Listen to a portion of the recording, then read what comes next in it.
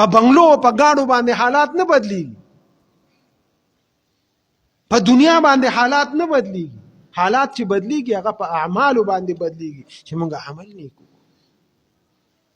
ښه اعمال به راولیږو، ښه نتیجه به د هغې راشي، الله به راباندې خپل رحم وکړي. د هغې دپاره عزتمندو صوفیه کرامو یو اسانه شانتې وظیفه د استغفار سره ویلې ده.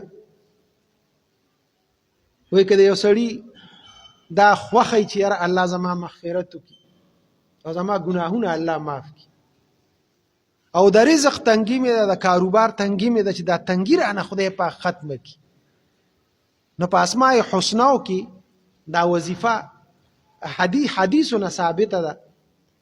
وی د جمعې مانځه نه وروستو کښېنه او 100 پیرې یا غفارو یا غفارو ووایه. څونه اسانه وظیفه ده. یا غفارو یا غفارو، یا الله ته راته مغفرت وکړي، ته غفار ذات یې، زه ګناهګار راغلی یم، د جمعې ورځ ده، خدایه ستا در ته راغلی یم، خدایه ته ما ته مغفرت وکړي. الله به دې ګناهونه هم ورسره معاف کړي، او الله چې د باندې څومره تنګۍ راوستي دا تنګۍ به دې خدای پاک ختم کړي.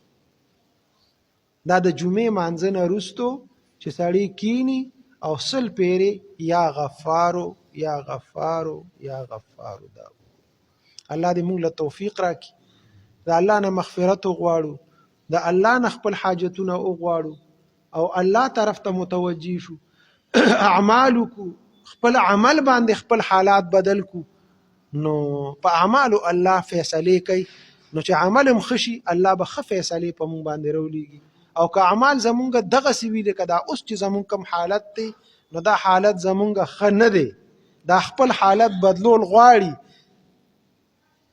الله طرف ته متوجه کېدل غواړي. الله دې مالم توفیق راکړي، الله دې تاسو لم توفیق درکړي. اللهم صل علی محمد وعلى ال محمد كما صليت على ابراهيم وعلى ال ابراهيم انك حميد مجيد. خدای زمون ګناهونه معاف کړي، څونه ګناهونه تقصیرات رانه شوي دي، خدای ته ټول راته معاف کړي، توبې توفیق راله خدای راکړي، مغفرت هم نصیب کړي. خدای څه شری حاجات هم دي خدای تا ته معلوم دي، خدای ته راله د خپل غیبي خزانونه پوره کړي.